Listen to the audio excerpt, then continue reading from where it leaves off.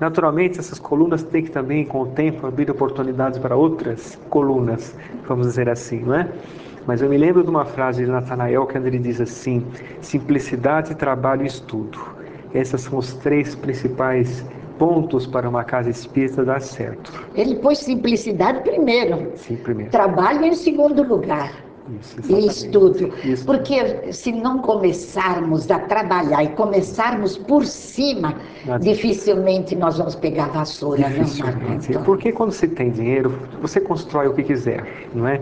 Você pode construir um prédio muito bonito, mas a alma da casa espírita, esta sim precisa ser conquistada. É importante a casa crescer à medida que o trabalho cresce também, não é? Não ao contrário. Quantos anos tem? Eu não vou perguntar a sua casa espírita, a nossa casa espírita. Tem 27 anos. 27 anos. E o Centro Espírita Ismael, que é o outro que nós dirigimos, é uma casa de 60 anos de idade.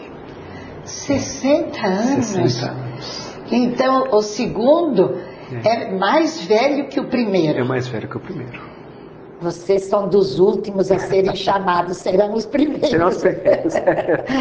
Mas é bonito de sentir como a responsabilidade de um bem mais moço assumir o outro que precisava. É como um filho cuidando dos pais. Não se pode admitir uma casa espírita fechar, né? Absolutamente. Então, dói o coração. Dói o coração. Então nós assumimos com muita alegria. Eu já senti isto. A tristeza que dá de ver fundadores que passaram e não deixaram aqueles que pudessem substituí-los, não é, Marco Antônio? Foi bom você contar isto, porque aqueles que, porventura, estiverem já cansados do trabalho, porque o tempo passou, e não tiveram a oportunidade de terem preparado aqueles que o substituam, precisam recorrer aos mais moços. Precisam recorrer, sem dúvida nenhuma. Nós temos que entender o seguinte, que os trabalhadores, eles aparecem, um plano espiritual manda as pessoas certas, não é, para o trabalho. É importante você perceber isso e absorver aqueles novos integrantes que estão chegando, não é? Tendo as bases seguras, dos fundamentos kardecianos, nada acontece de errado. O Livro dos Espíritos está completando em abril 150 anos. É bebê ainda, perto de outras religiões, não é? Verdade. Então, o seu lançamento, há pouco tempo, nós às vezes achamos que ele é um sucesso hoje. Mas você acredita que este sucesso de 150 anos é tão grande ou será maior dependendo do nosso trabalho? Olha, uma frase de Leon Denis que dizia assim: o espiritismo será o que os homens fizerem. Que os espíritas fizerem.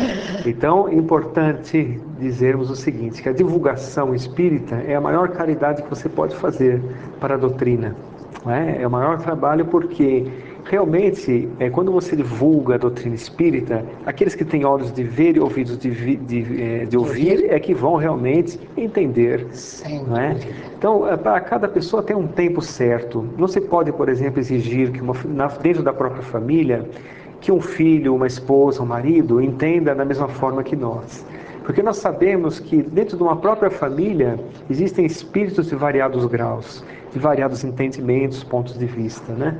Então, à medida quando chega o tempo da pessoa, ela realmente vai olhar aquele livro como um monumento, realmente, como algo maravilhoso para a sua vida. O Livro dos Espíritos era para ser lido ou estudado? É para ser estudado. Porque o pessoal diz, eu já li toda a codificação. Mas Chico Xavier lia o Livro dos Espíritos todos os dias. Veja só, Chico, o Livro dos Espíritos é para ser estudado e lido com o coração. Você disse bem, com o coração. Porque ele tem tudo o que um espírita pode e deve praticar. É a base fundamental do Espiritismo. Primeiro surgiu com 3 partes e 502 perguntas. Depois surgiu a 4ª parte, que são as leis morais, né? E ficou com 1018 perguntas. Sem conhecê-lo profundamente, é muito difícil analisar estas obras que surgem novas, né? Exatamente. Agora, o que nós sentimos, por exemplo, é que muitas pessoas têm dificuldade quando chegam à casa espírita, falta de, às vezes, de recurso intelectual, até de acompanhar, porque o Livro dos Espíritos é fácil, muito fácil de lê-lo, mas é difícil de interpretá-lo. As casas espíritas são recurso dos cursos, não é? É muito melhor você entender o Livro dos Espíritos através de um curso do que lê-lo muitas vezes sozinho, né? Agora, importante é aquela pessoa que vai introduzir o curso do Livro dos Espíritos falar de uma forma clara, que seja inteligível para todas as pessoas, não é? Sem palavras muito rebuscadas, que seja direto ao ponto, direto ao assunto, porém que traga o Espiritismo para a época que nós estamos vivendo. Isso é importante, não é? Marcos, eu gostaria que nós estamos terminando o nosso programa, deixasse um tempo para você dar uma mensagem dessas tão bonitas que você sempre nos deixa. O que você gostaria de falar com o nosso público que nos ouve? Gostaria de, primeiramente, agradecer e lembrar de que nós estamos numa era de grandes realizações, mas que também é uma era de que o homem nunca foi tão necessitado das palavras de Jesus. Jesus é o maior terapeuta da Terra e a maior terapia que existe é o amor. Vamos entender aquela que é a maior mensagem de todas. Ama o próximo como a ti mesmo e Deus sobre todas as coisas. Esse é Marco Antônio Maiuri. Você vê, o tempo foi pouquíssimo para conversar com ele, mas nós estaremos em outras ocasiões, Marcos. Muito obrigado. E nós tivemos a alegria imensa de recebê-lo neste nosso programa, que é uma extensão do Centro Espírita União. Volte sempre. Obrigado.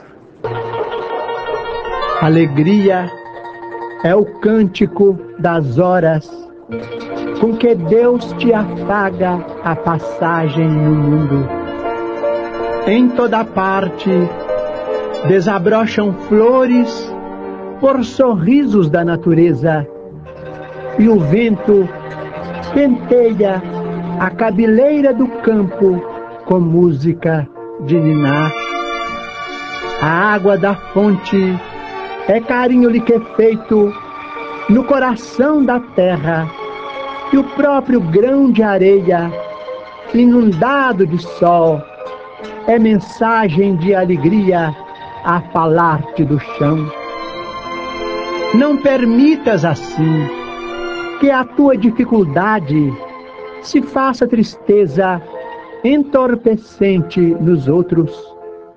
Ainda mesmo que tudo pareça conspirar contra a felicidade que esperas, ergue os olhos para a face risonha da vida que te rodeia e alimenta a alegria por onde passes.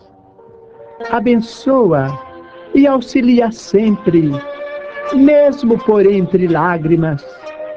A rosa oferece perfume sobre a garra do espinho, e a alvorada aguarda generosa que a noite cesse para renovar-se diariamente em festa de amor e luz.